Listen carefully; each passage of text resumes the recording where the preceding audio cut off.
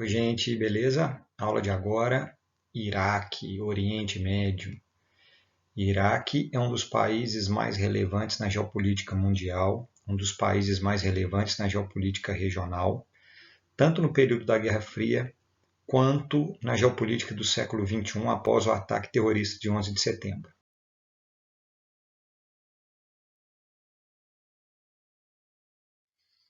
O Iraque está localizado no Oriente Médio, sua capital Bagdá, a gente enxerga aqui pelo mapa, capital Bagdá, capital do Iraque.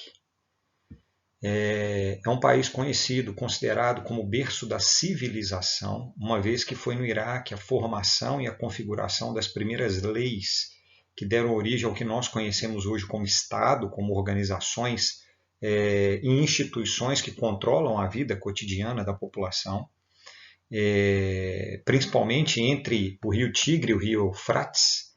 A gente enxerga aqui pelo mapa também, rio Eufrates e rio Tigre, rios que nascem na Turquia e na Síria.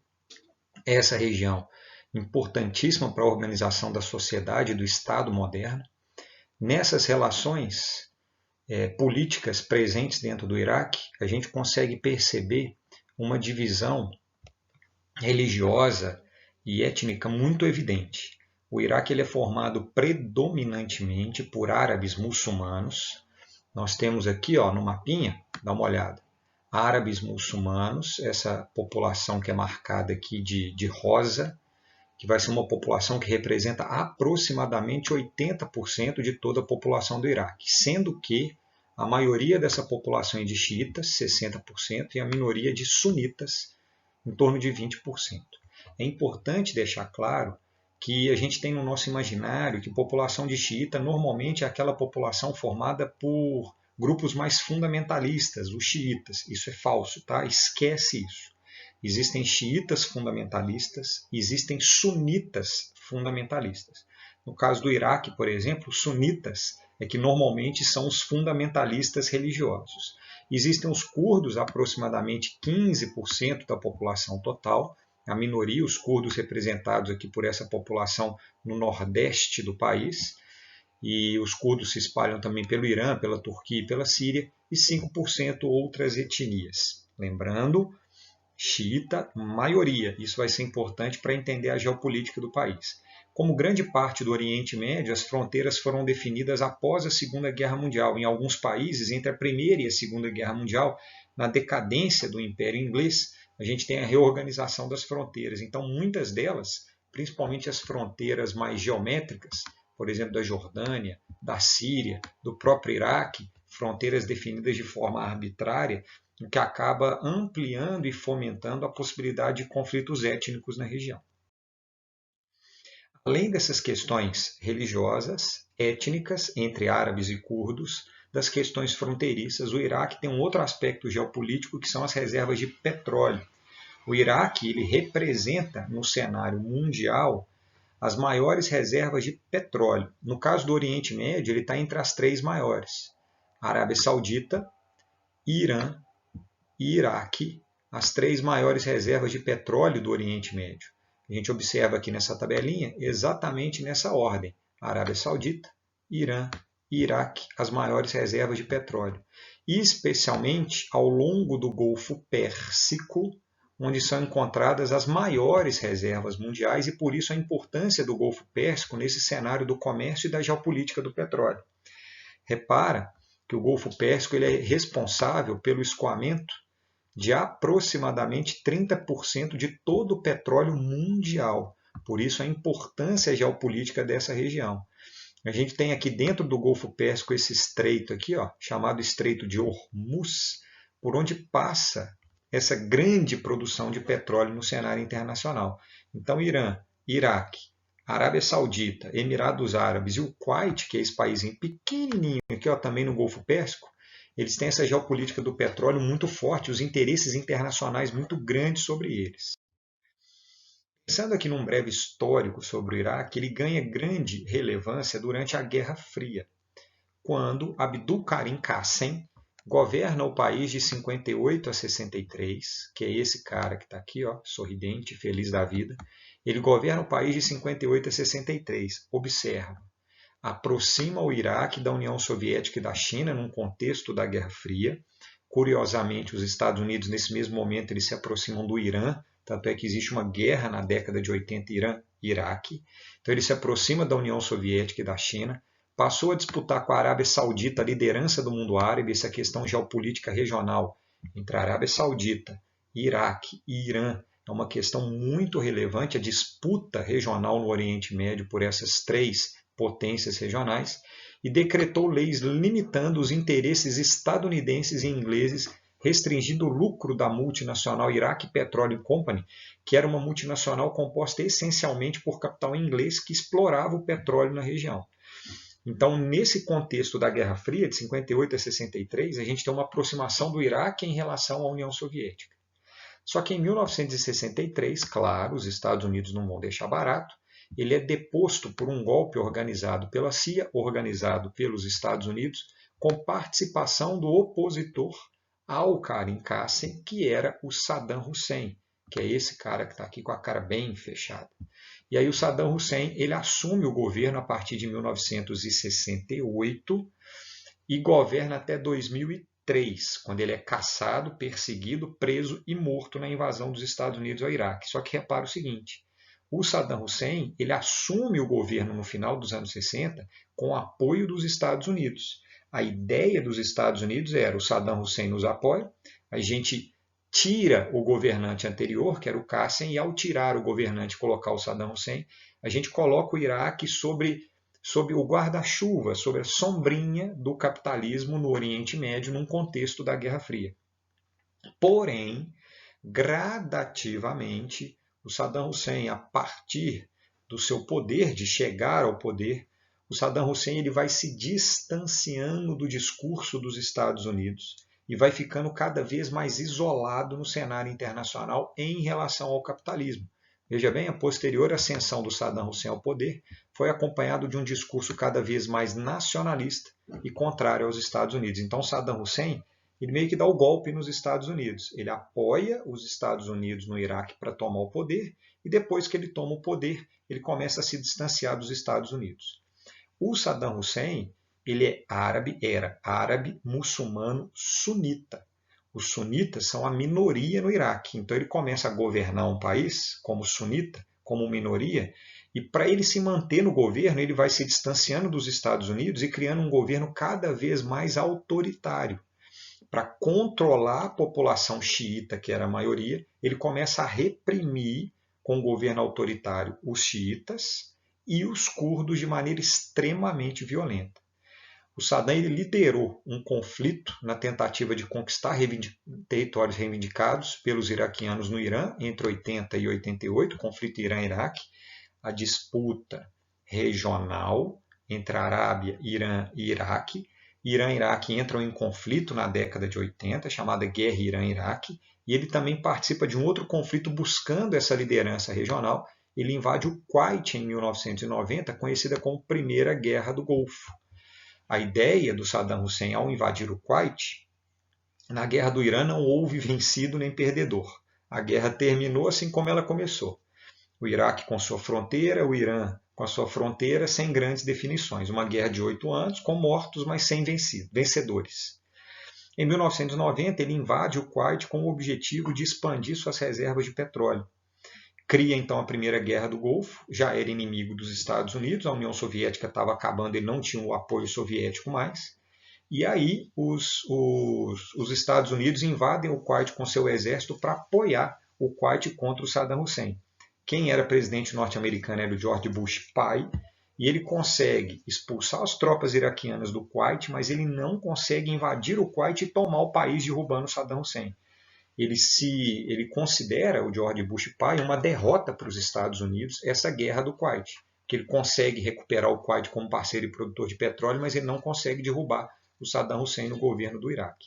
E ele passa, como eu tinha falado, o último tópico, a reprimir os xiitas e os curdos com muita violência, e especialmente ao longo da década de 80, quando o governo dele se torna um governo bastante militarizado. Quando vem o ataque terrorista de 11 de setembro, o presidente dos Estados Unidos era o George Bush filho. Aí é que vem uma sacada, existe uma questão familiar também. O George Bush pai não tinha conseguido derrubar o Saddam Hussein na Primeira Guerra do Golfo. O George Bush filho é o presidente dos Estados Unidos no ataque terrorista de 11 de setembro.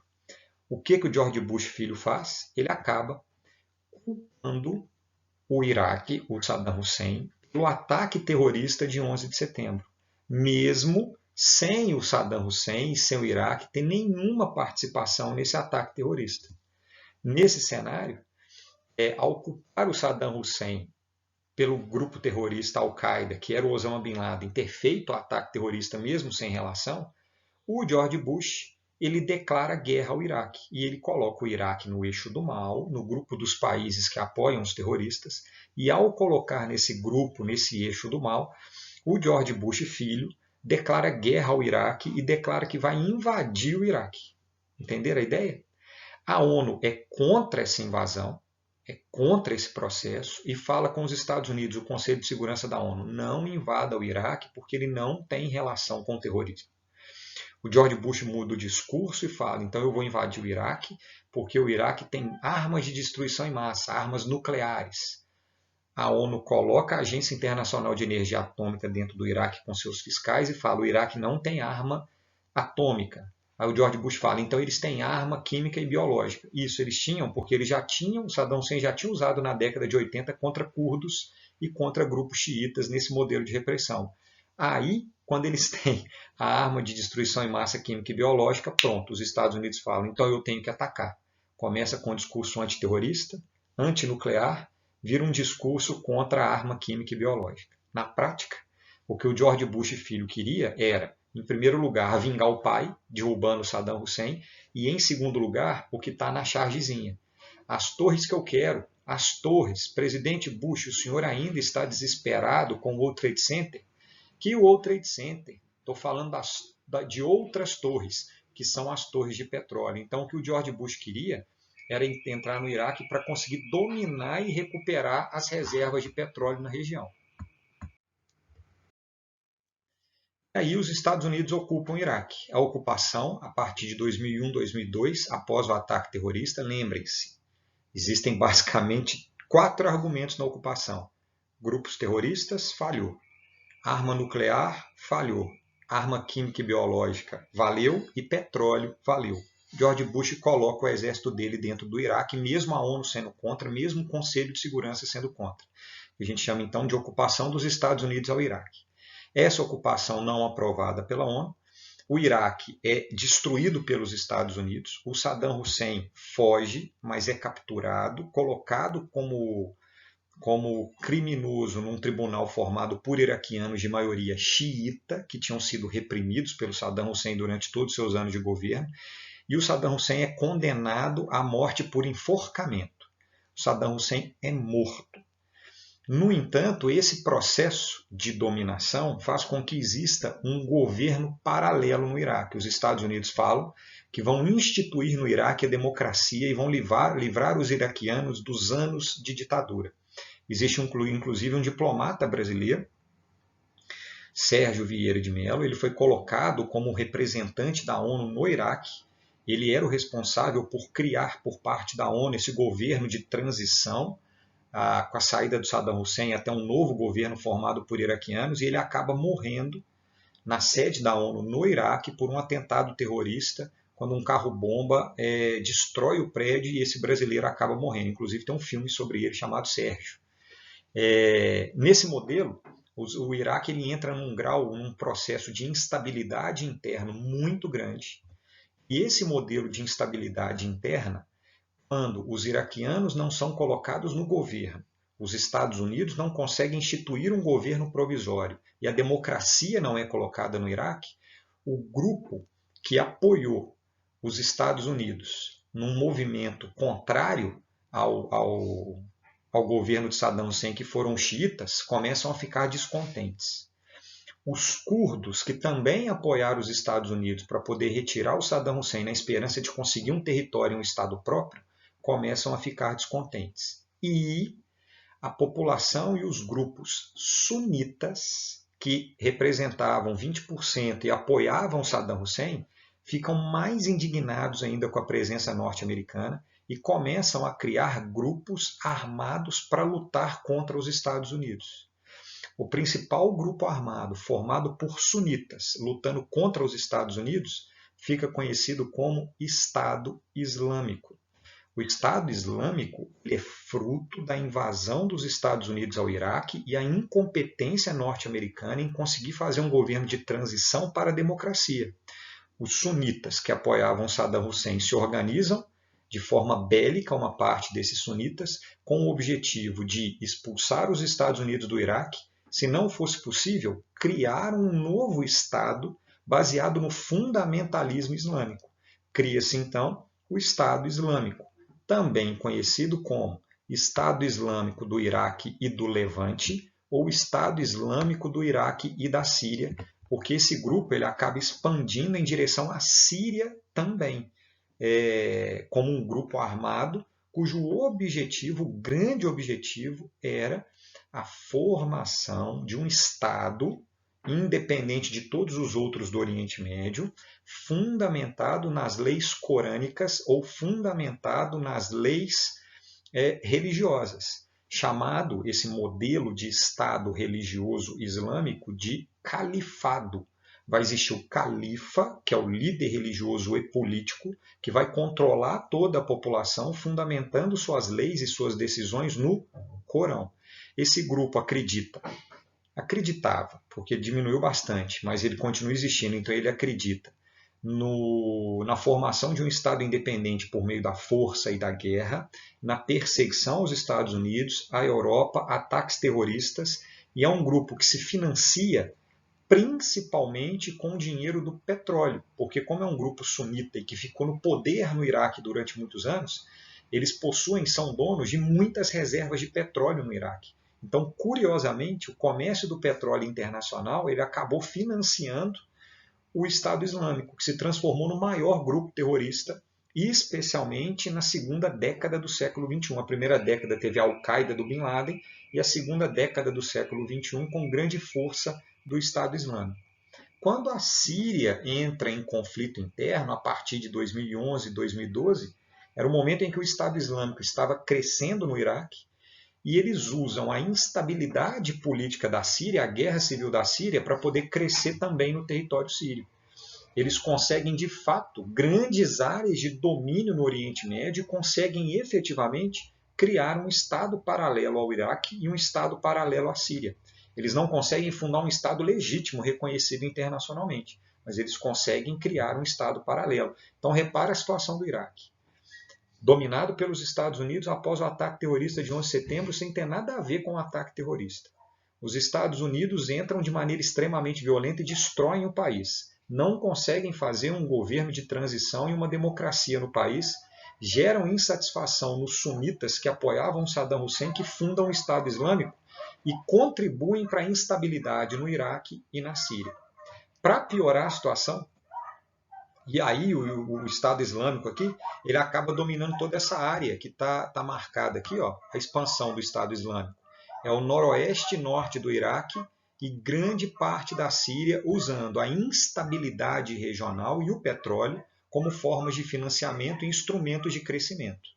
Beleza? A instabilidade da Síria e do seu exército e do Iraque e do seu exército acabam favorecendo a expansão do Estado Islâmico. Só que o Iraque ele não termina aí a sua instabilidade geopolítica.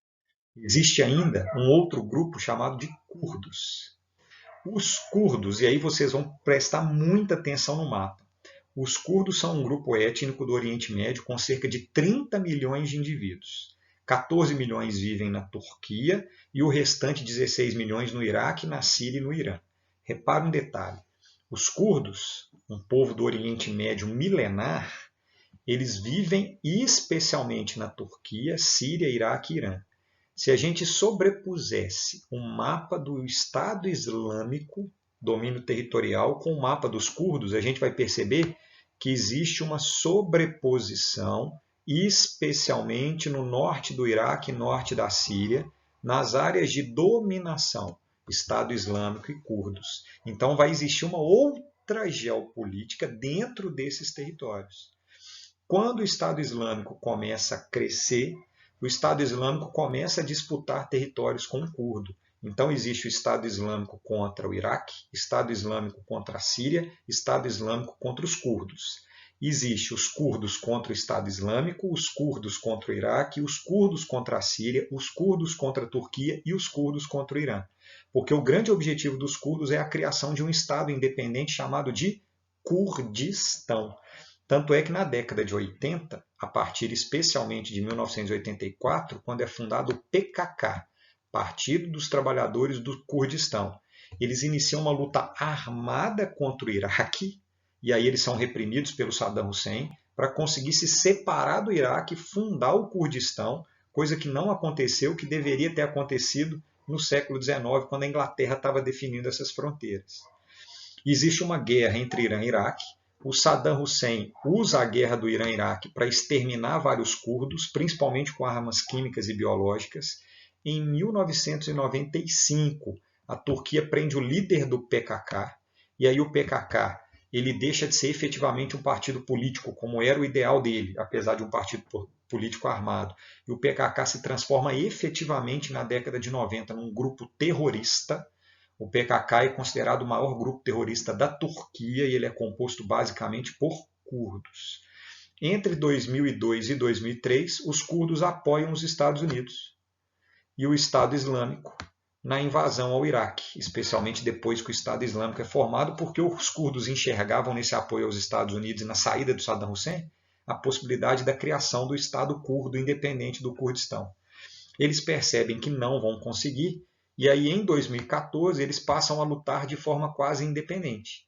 Eles lutam contra o ISIS, inclusive os curdos tiveram um papel fundamental na luta contra o ISIS, inclusive na quase eliminação, principalmente um grupo dentro dos curdos, um grupo armado, um exército formado exclusivamente por mulheres. Existe um exército curdo somente feminino, não entram homens e tem um papel fundamental na luta armada. E é muito interessante quando a gente aprofunda nesse assunto. Depois, se alguém quiser só procurar, tá, gente? Exército Curdo Feminino. Controla várias cidades no norte do Iraque, interior da Turquia, da Síria. Teve papel fundamental em combater o Estado Islâmico. E em 2019, os Estados Unidos retiram suas tropas da Síria. Quando os Estados Unidos retiram as tropas da Síria, a Turquia hoje é o maior inimigo dos curdos. A Turquia declara o PKK como o maior grupo terrorista no seu território. Quando os Estados Unidos retiram as tropas da Síria, ele abre espaço para que a Turquia, potência regional, possa bombardear os territórios curdos. Porque enquanto os Estados Unidos estavam lá, eles representavam um certo poder em relação a toda a questão regional. Quando Donald Trump retira em 2019 o exército dos Estados Unidos da região, acaba que a retirada desse exército abre espaço para a Turquia poder bombardear os curdos. E aí os curdos têm sofrido bastante ao longo do ano de 2020, com a participação do governo muito autoritário da Turquia, do Erdogan, em relação à região dos curdos. Então acompanhe isso, porque os curdos, além de não terem um Estado, ao longo dos últimos 40 anos, ele foi extremamente, esse povo, massacrado pelo Iraque, pelos Estados Unidos, disputando na Síria com o Estado Islâmico e agora sendo bombardeado. Milhares de pessoas têm morrido pela presença turca na região, combatendo os curdos com o argumento de combater o PKK, que é o Partido Trabalhista do Kurdistão, que, segundo a Turquia, é um grupo terrorista e existe de fato esse braço terrorista dos curdos. Então, repare que do Iraque a gente consegue extrapolar para uma geopolítica regional. Beleza? Valeu, galera!